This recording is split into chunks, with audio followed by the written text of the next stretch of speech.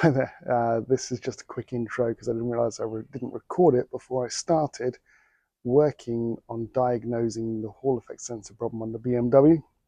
So where you'll join me is actually after I've diagnosed what the problem is and put a quick fix in. So I'll walk you through what I did, how I did it, and we'll take it from there. All right, so it finally now runs.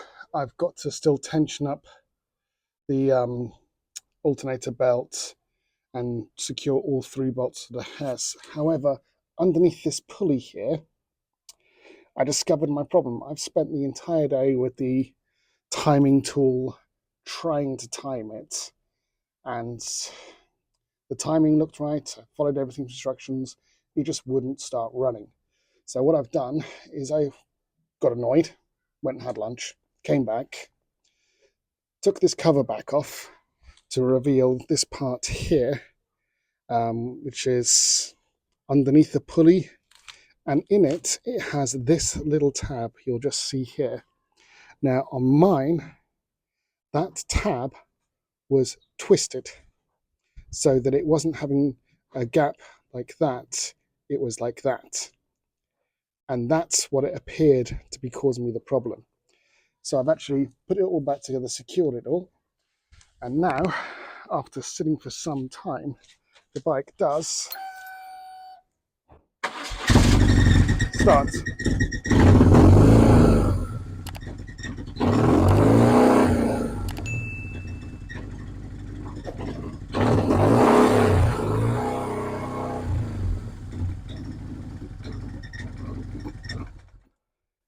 Now previously it would never idle, and as soon as you applied revs it would die. So it has come down to the fact of it was the Hall effect sensor underneath here.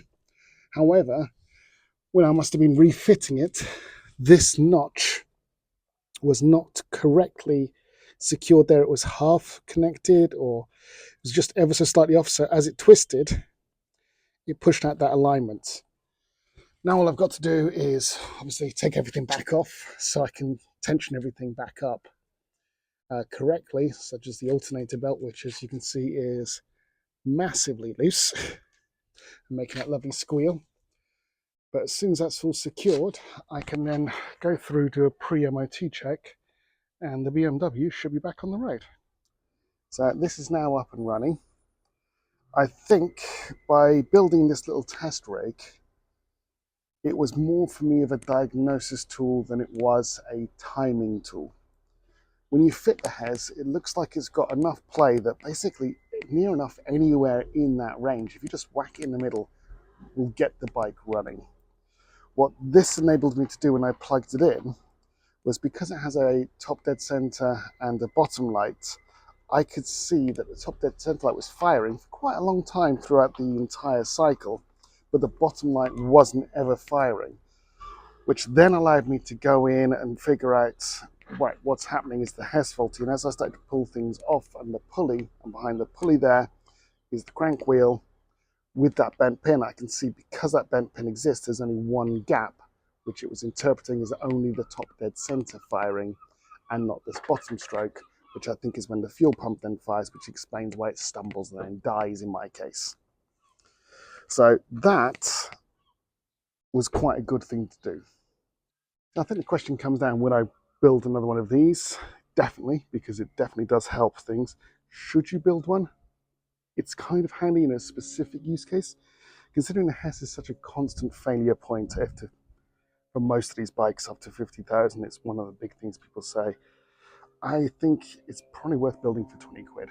I mean, that's what the cost of all the parts would realistically be if you bought a little case as well, which is probably what I'm going to do next, is put this in a little case, because although it's now working, I'd like to time it correctly, and the wires are a little bit annoying.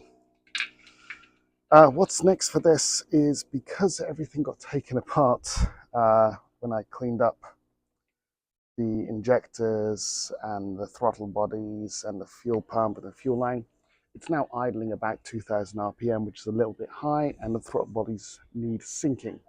So that's probably going to be next. As soon as the gauges come in so I can do a throttle body sync, that'll be next for me.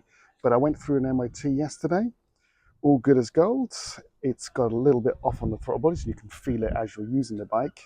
But other than that, nothing is too bad. Everything's sticky, and I got a clean sheet from MOT.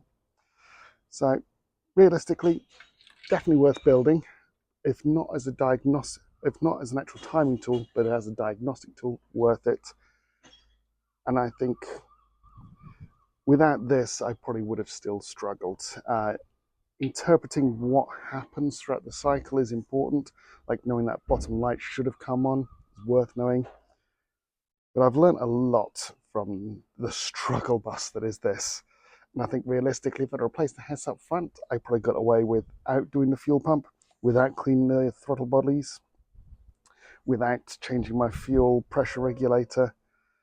But the fuel pump did need doing because the fuel filter needed replacing and the sack was broken, so that needed to be done anyway. It's always worth giving a 20-year-old bike a throttle body clean because you never know when that was done. So I don't think it's a waste of time. I haven't been 2 parts cannon at it. And overall, I've now got a perfectly working bike that just needs some throttle body balancing and idle adjustment. All right, cheers.